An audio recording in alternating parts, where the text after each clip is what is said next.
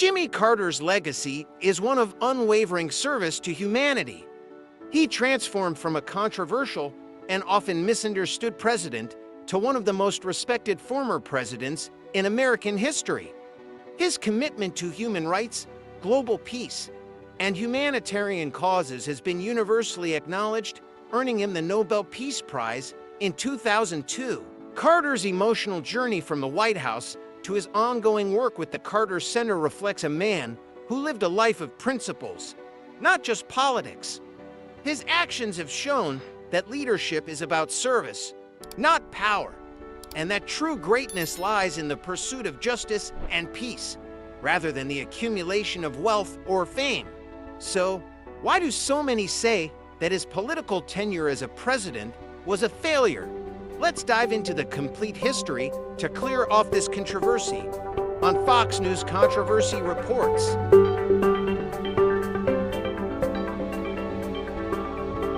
James Earl Carter Jr., better known as Jimmy Carter, was born on October 1, 1924, in Plains, Georgia. From his modest beginnings, Carter's life would evolve into a journey marked by political breakthroughs, a controversial presidency, profound humanitarian efforts, and an enduring commitment to peace and social justice. His story is woven with names of family, friends, political foes, and benefactors, each influencing his path in different ways. Carter's life is not just the story of a president, but a man who never lost sight of his roots. His belief in public service, his strong religious faith, and his unshakable sense of morality shaped his journey. From the fields of Georgia to the White House, and from his post-presidency humanitarian efforts to his legacy as a global peace advocate, Carter has left a unique imprint on history and has been an honorable man. Jimmy Carter was born to Earl and Lillian Carter. His father, Earl, was a successful businessman who owned a peanut farm, while his mother, Lillian, was a registered nurse with a deep sense of compassion. Both parents instilled in him a strong sense of values, hard work, fairness, and empathy. His upbringing in the rural South would leave a deep impact on his worldview, particularly his commitment to racial equality and his understanding of the struggles of the working class. Carter's relationship with his family, particularly his mother, was central to his emotional development. Lillian Carter, a progressive woman for her time, was fiercely independent and compassionate, qualities Jimmy admired. She would later become a prominent figure in her own right, advocating for the elderly and even serving in the Peace Corps at the age of 68. Jimmy Carter's moral foundation was solidified by the teachings and examples set by his parents. Before entering politics, Carter attended the United States Naval Academy, where he graduated in 1946. His military service was brief but influential, as it exposed him to discipline and leadership. After serving in the Navy, Carter returned to Plains and took over his family's peanut farm, marking the beginning of his business career. In 1946, Carter married Rosalind Smith, a woman he had known since childhood. Their bond was built on mutual respect and shared values, and Rosalind would become an indispensable partner in his political career. As First Lady, she was more than a traditional figurehead. She was an active political and social partner, particularly in the areas of mental health and women's rights. Their relationship would be one of the defining elements of Carter's life. As the governor of Georgia, Carter's political career began in the Georgia State Senate in 1963. At the time, Georgia's politics were deeply segregated and racial tensions were high. Carter, who had a progressive vision for Georgia, ran for governor in 1970 with a platform that called for racial reconciliation and reform. His campaign was built on the promise of uniting Georgians from all backgrounds, and his message resonated with the state's disillusioned citizens. In 1971, Carter was elected governor of Georgia, succeeding the racially conservative Lester Maddox. As governor, Carter's achievements included education reform, improved mental health services, and efforts to reduce racial segregation in the state's institutions. Carter's reputation as a man of integrity was solidified during his tenure, though it was not without controversy. His decision to challenge the entrenched political machine in Georgia made him both enemies and allies. Carter's success as governor and his vision of a more inclusive South eventually caught the attention of national political figures, positioning him as a potential presidential contender.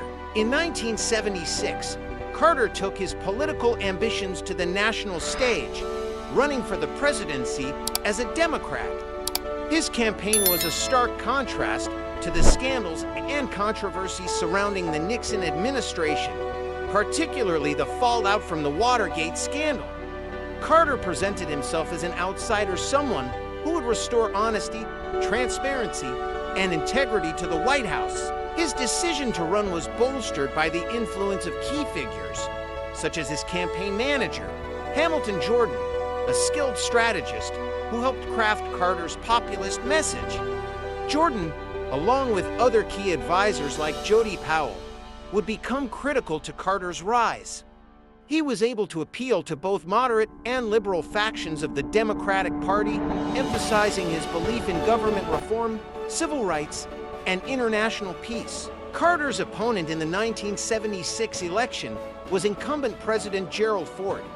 The election was heated, with Ford still recovering from the resignation of Richard Nixon and the aftermath of the Watergate scandal. Carter's sincerity and down-to-earth persona appealed to voters who were weary of political corruption. In a narrow victory, Carter defeated Ford and became the 39th President of the United States. Carter's presidency, from 1977 to 1981, was marked by both domestic and international challenges. His administration focused on human rights, economic reform, and energy independence. However, his time in office was also beset by difficulties, including high inflation, an energy crisis, and the Iran hostage crisis, which would become a major embarrassment for his presidency. On the domestic front, Carter pushed for significant environmental protections and worked toward reducing dependence on foreign oil. He established the Department of Energy and attempted to curb inflation, but his economic policies faced resistance. The economy spiraled into a period of stagflation, with high unemployment and inflation rates. Internationally, Carter's foreign policy was grounded in the promotion of human rights.